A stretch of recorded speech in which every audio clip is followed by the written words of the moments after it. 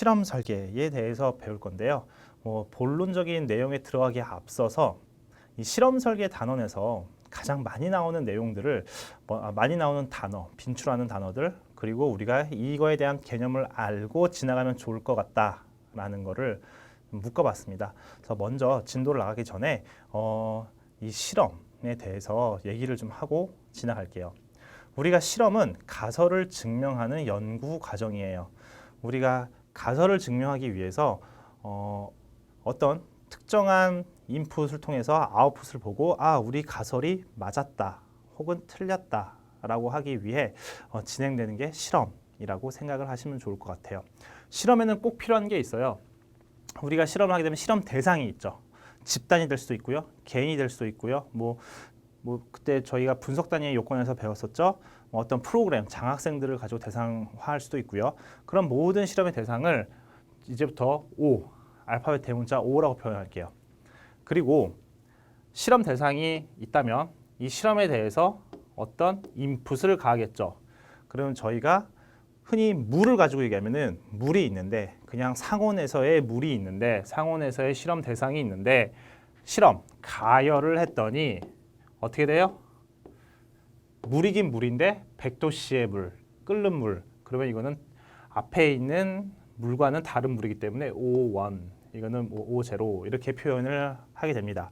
그래서 앞으로 실험에 대해서는 집단은 O다, 실험은 X다, 이렇게 앞으로 계속 얘기를 하게 될 거예요.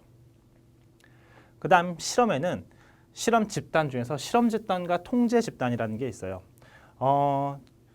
물은 가열을 하면 끓을 것이다 라는 가설을 세웠을 때, 그럼 저희가 가열을 한 것과 가열을 하지 않은 것을 비교를 해야 되는 거예요. 자, 물이 있는데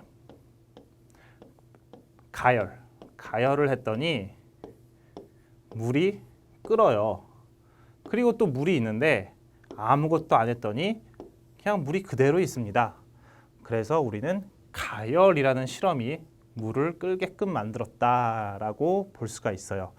이렇게 우리가 원하고자 하는 변수를 넣은 것을 실험 집단이라고 하고요. 이것과 비교하기 위해서 자연 상태 그대로에 놓은 것, 혹은 이 가열이라는 조건을 빼고는 다른 조건을 모두 다 동등하게 통제하는 것, 이거를 우리가 실험과 비교하기 위한 통제 집단, 우리가 다른 변수들은 통제했다, 혹은 실험과 비교하기 위해서 비교한다라고 해서 비교 집단이라고 부르기도 합니다. 자, 이렇게 저희가 지금 앞으로 나올 단어들이에요. 그래서 미리 좀 알고 가셨으면 좋겠어요. 그 다음엔 저희가 실험을 통해서 실험을 평가하게 됩니다. 너의 실험이 올바랐냐? 근데 너의 실험이 적합한 방법으로 진행이 되었냐를 묻게 되는데, 그걸 두 가지로 물을 수가 있어요. 첫 번째는 그 실험이 타당도가 있느냐라고 물을 수가 있고요. 두 번째로는 너의 실험은 신뢰도가 있느냐라고 물을 수가 있어요. 타당해야지, 신뢰도가 높아야지 라고 다들 생각을 하시겠지만, 어떻게 하면 타당도가 높은 건지, 어떻게 하면 신뢰도가 높은 건지, 그런 개념은 정확하게 좀 잘 모르시고 계실 건데요. 먼저 정리를 좀 하고 지나갈게요. 그럼 조금 상대적으로 쉬운 신뢰도 먼저 가져가면, 신뢰도는 내가 해도 여러분이 해도 반복적인 실험을 해도 계속 나와야 한다는 거예요. 근데 제가 여기다 무작위화라는 이야기를 썼어요. 무작위화라는 이야기는 저희가 물을 귀납적 방법으로 얘기를 하자면, 백두산에 있는 물과 한라산에 있는 물은 다를 수가 있어요. 물은 너무너무 많죠. 그 물을 다 끓여봐야 돼요. 다 끓여보고 100도에 끓는구나, 100도에 끓는구나, 100도에 끓는구나. 근데 저희는 그렇게 할 수 없잖아요.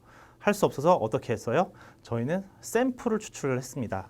그래서 저희가 그냥 한라산물, 백두산물, 그 다음에 저희 한강에 있는 물 이렇게 세 개만 끓여보고 전 세계에 있는, 세상에 있는 모든 물들은 100도씨에 끓는구나 라고 생각을 했어요. 그러면 누군가 다른 사람들은 어디가 있을까요? 무슨 독일의 라인강이라던가 미국의 허드슨강이라던가 이런 강에 물을 끓여봤더니 이것도 똑같이 100도씨에 끓어요. 즉 전 세계에 있는 물 중에서 아무거나 뽑았을 때, 즉 무작위로 아무 물이나 뽑았을 때 같은 실험의 결과가 나와야 한다. 이게 신뢰도를 높일 수 있는 방법이에요. 그리고 타당도. 타당도는 저희가 실험을 설정을 할 때 어떻게 실험을 설정을 하느냐에 따라서 나오게 되는데요. 나중에 나올 거예요. 내적 타당도라는 게 있고요. 외적 타당도라는 게 있어요. 내적 타당도는 아니죠. 인사이드. 외적은 바깥, 아웃사이드를 얘기를 하는데 외적 타당도는 내가 가지고 있는 실험을 바깥으로 가지고 나간다. 어떻게 한다? 일반화를 한다. 일반화를 하기에 좋아야 한다. 그래서 일반화의 적정성을 따지는 게 외적 타당도.